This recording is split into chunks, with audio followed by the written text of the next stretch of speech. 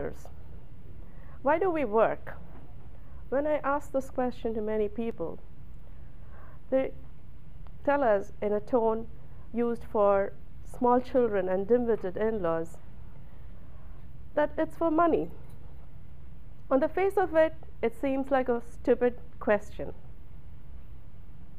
We work to put the food on the table and a roof on our head. We also work maybe to see our children through college and see ourselves in rocking chairs. In other words, we work because we have to. Is that true? No. Many of us may be working for money, but others work for honor, fame, self-realization, and maybe to have good life. Each of us is driven entirely by a different set of compulsions. There was this young man walking down the road, watching a laborer pounding at a stone with his hammer and chisel. He asked him, "What are you doing?"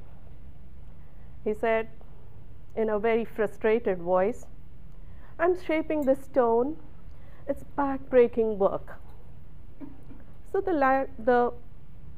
a lad went on a little further and came across a second worker who neither looked angry nor happy. He asked him, "What are you doing?" He said, "I'm shaping the stone for a building." So he went on a little further down the road, found the third worker singing happily, chipping away at the stone. So he asked him, "What are you doing?" He said, "You know, I'm shaping the stone for a cathedral."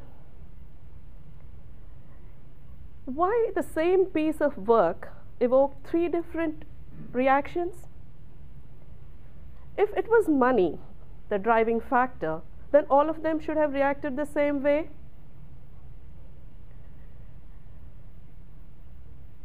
How would you explain, Bob, how do you explain Steve, I'm sorry, how will you explain Warren Buffett or Bill Gates, who have their money, which is greater than GDP of a small country, yet they throw themselves into the job every day as if their next meal depended on it? Robert Weiss, a professor from University of Massachusetts, conducted a survey, and he asked people that if you were given enough money, you inherited enough money to live comfortably, would you work? Roughly 8 out of 10 said that they would. So it's not money that's driving it. Then what is it? The three main reasons that were cited, apart from paying your mortgage, were to make the world a better place, to help yourselves and the people on your team grow intellectually and spiritually, and lastly, to perfect your technical skills. So, our work defines who we are. A person's self-esteem is measured by the success at his work.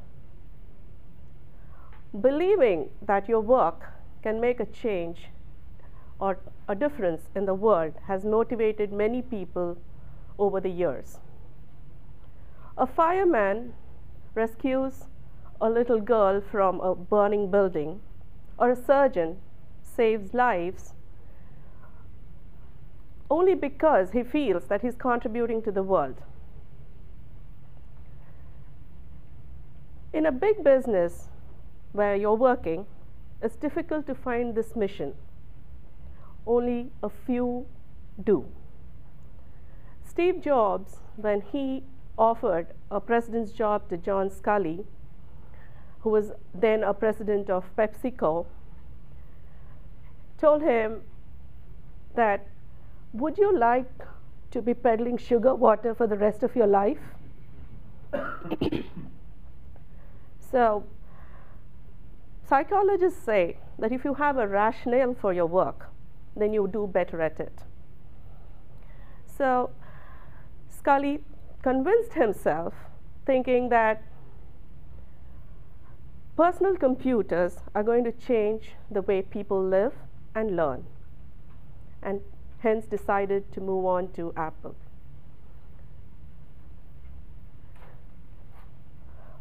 If you're doing a job that is like processing insurance forms, which is meaningless, how do you think you can make a difference in the world? Suppose your job is meaningless. Does that mean you have to change your job to find a meaningful one? Not necessarily. You could find a meaning to your job in the place you are.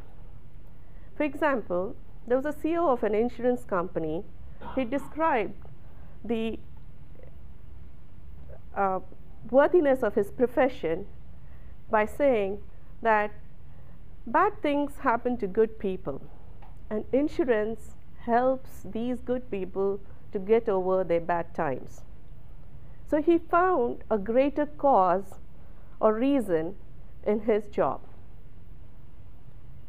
I think it's a good idea for us to try it.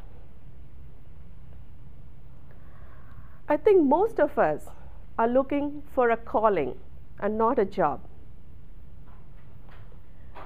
Most of the jobs are too small for our spirit.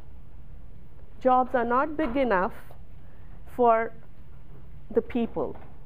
The challenge then is to make our own job big enough to give our needs, our spirit's needs.